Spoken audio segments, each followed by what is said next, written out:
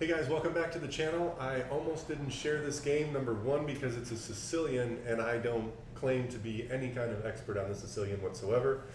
And also I made a blunder in the game that my opponent did not capitalize on that would have led to a drastically different outcome.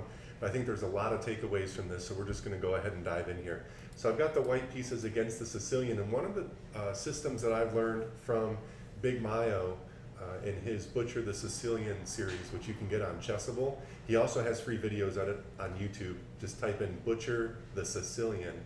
He recommends this closed Sicilian line with knight to c3. It's a system that I'm the most familiar with, and so it's what I proceed with here. A lot of times your opponents are going to be used to the open system, which is knight to f3. So then against d6, what he recommends is pushing here, and then after takes, Black should play knight to c6, attacking the queen, and then instead of queen to d3, keeping an eye on this pawn, but also permitting a knight jump to b4, which would then hit the queen. Big Mayo proclaims that queen to d2 is in fact the system here, and he cites a game by Magnus Carlsen, which is one of the standard games in this position that makes this line for white particularly sound or worthy. So we're going to go ahead and get, I think this is the Sveshnikov setup here by Black, and so we are planning, obviously with the queen on d2, we are planning to fianchetto this bishop by playing b2 and then bishop to b2. He comes in with the knight, and before I just go into my typical castling mode, get the bishop to b2, go ahead and castle, I do just kind of want to play this prophylactic f3. I don't think there's anything wrong with playing this move order here. At some point, Black's going to set up a6, b5, and then push the knight away from its outpost on c3. And so before that knight gets pushed away, it's nice to have the e4 pawn enforced. I'm obviously in no danger. We're still 3 moves away from his pawns threatening me. He also doesn't have anything going on against me at this point either, so I feel comfortable doing that. Here comes the a6, and then most likely eventually b5. And I start to prepare for long castling. And so he brings the bishop out over here, and from this position, I'm still not fully ready to castle yet. I still feel like developing some pieces. The engine says there's no difference here between castling and the move that I play, which is knight g to e2. I'm just thinking about this square, thinking about some outposts over here, and really just sort of developing one more piece before I just sort of tell my opponent, who's planning his pawn advances over here, hey, I'm going to castle queenside. I don't want him to know that yet. There's no reason for me to openly declare that or show that to him yet. So I play another developing move in the process of waiting. And here he plays e5. You typically don't, in the Sicilian, want to play e6 and then e5 unless the e5 comes later. I mean, we're hardly even into the middle game here. I would say we're still in the opening, and he's already moved the same piece twice, and a pawn for that matter. So this is an immediate weakness right here. And so I take this opportunity. I don't necessarily play the best move here. The best move is to just go ahead and castle. But I want to put a question to him. And this question leads to his number one response to this here should be to take the knight.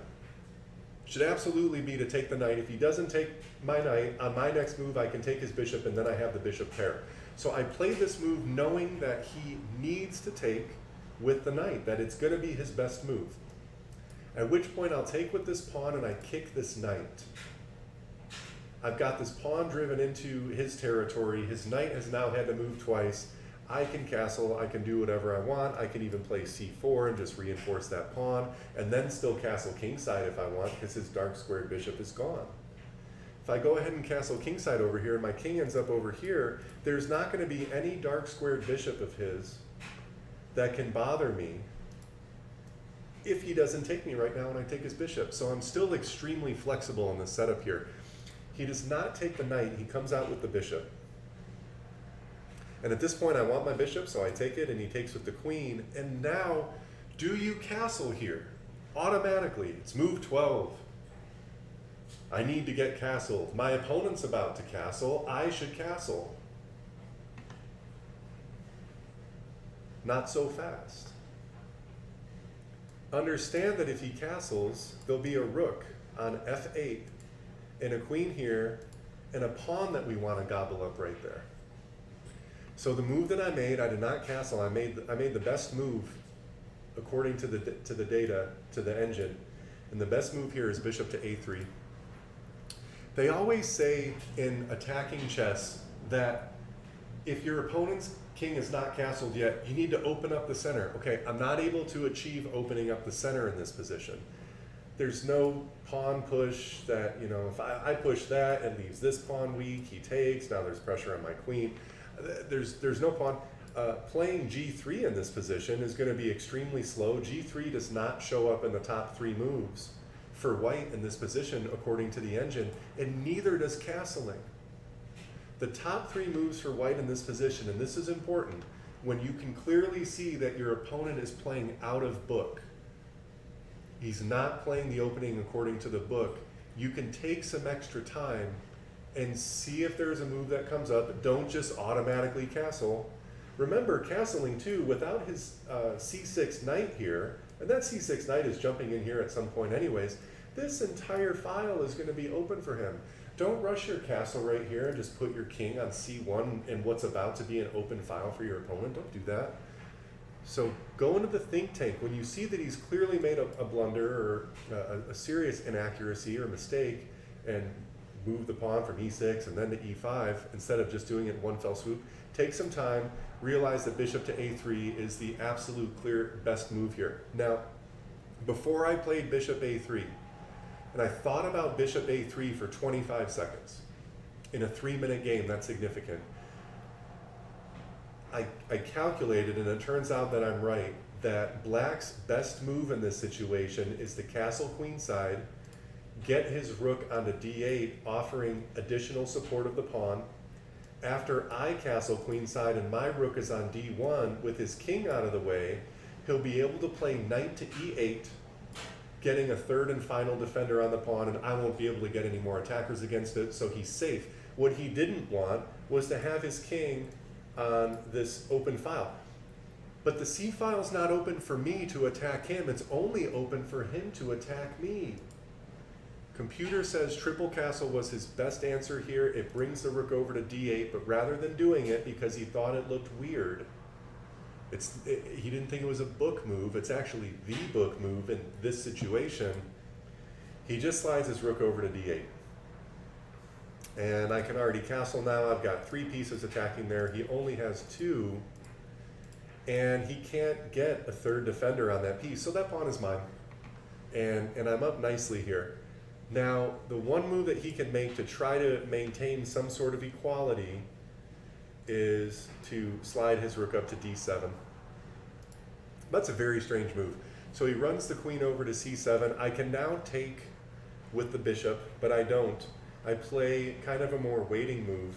I still don't want this pawn push of his coming down, threatening to take, and then exposing an attack on my queen. I also don't feel like moving my queen right now. I like where my queen is at. So what I decide to do is barricade against the move that he has that I think is the greatest threat to my position, which is a d5 pawn push while my queen is still on the d file, and I didn't feel like moving my queen. So that's the rationale behind c4. Engine says it's the second best move here. So he starts this little pawn side shuffle down here, and I still don't take. Bishop takes d6 is best here. I just start thinking about swinging in knights, digging in, hitting the queen, things like that, just gradually increasing the pressure on the position, which was a little bit of a mistake because he does have knight to d4 here now, blocking everything up. It's still quite clear for white that white's better. We get knight in, I jump up with the knight to attack the queen, plays her over here, and the correct move here is supposed to be bishop takes b4, or just moving the king to b1 or b2. Instead, I create a blunder. The blunder that I create is taking this pawn with check. I want you to go ahead and pause the video now and see why this is a blunder for me. Okay, so the reason that it's a blunder is because white's first thought shouldn't necessarily be to sack the exchange and get a knight for a rook. Black's first thought rather should be to just move the king out of the way of check. After he does that, the rooks are connected. What'll also happen after he does that is he'll have 3 attackers against my knight, and I only have 2 defenders, the first of which is my queen. And so this X-ray that I was afraid of, rook on queen, and I played c4 to guard myself against it. I had the knight on c3 with a chance to bring it in here. I miss all that, I overlook all that, and I jump at the chance to put his king in check. It's the wrong move. Lucky for us, he takes with the rook. He does the exchange sack. What should you do to defend here as white? Pull the queen back. He comes in here with this check, run over, take, out. Should white just take the knight here and double black's pawns? Or should white develop the bishop and then swing the rooks over? At this point, it doesn't really matter. You're hugely winning as white. I liked the idea of the stacked pawns and maybe a file that I could use later, even though I don't need it. I already have this one. What's important to notice about control about a file too, I truly have control of this file because he has no piece guarding that d8 pawn. If he had a dark squared bishop here adding additional support, once he castles, his rook also lends support to that square, but he doesn't, so that square is going to be mine. Develop the bishop, he castles, bring over the rook. This is all standard stuff. He vents the pawn, bring it down, make it happen, force the trades, go for pieces that aren't attacked. Don't let his knight infiltrate you. Don't let his knight get to here, force your bishop back to here to guard this pawn. Don't let that happen. There's no need to let that happen. He throws a pawn, do we take it? Should we take this pawn and allow his bishop to get to f5, having control of this diagonal, and then I'm two moves away with my bishop before I can finally trade it off? That doesn't sound good. Or should I just ignore the threat, take the pawn that I came to take up top on b7, let him take it? After I take it, now this pawn's not here, and I've got this exposed attack on his knight. This is beautiful. We love seeing all this happen. White is hugely ahead here, but the way that the rest of it plays out, knight comes to attack the pawn. You have a decision to make here. Do you just go take a pawn? Do you bring the bishop up to defend it? What do you do? I decide to let him attack my pawn and attack his bishop instead, so that's a move he has to respond to. Goes for the trade. Okay, I'll simplify. Let him have this end pawn. That's fine. And then just start pushing this one. So endgame technique, a lot of this stuff should play itself out. Here my opponent resigns, and this is clear victory for white. So again, just don't go through the opening moves as if they're just a foregone conclusion. Try to catch in this situation that bishop to a3 is the move. Don't just go into your triple castle, putting your king on this open file for him to attack later. That's it. That's all I got for you guys. Hope you got a little something out. Like I said, I absolutely love the closed Sicilian. The closed Sicilian is the road less traveled. When you're playing against players who play the Sicilian, they're going to see the closed approach. Probably, I would guess, only about 30% of their games. So they're going to be much less prepared for what to do against it than they are against the open Sicilian, which in this case is obviously knight f3. And then as you can see, this game here plays out entirely differently than the system that we ended up in. So hope you guys found this useful, whether you play the Sicilian or not, or you're thinking of weapons to use against the Sicilian. Definitely recommend checking out the Butcher the Sicilian videos on YouTube by Big Mayo. The guy's a blast. He's an amazing player, and I think a great chess personality. And I think you'll really love the videos, and hopefully you love this one too. Go ahead and hit smash the like, the subscribe, all that stuff. It is the best move. I'll catch you guys on the flip side.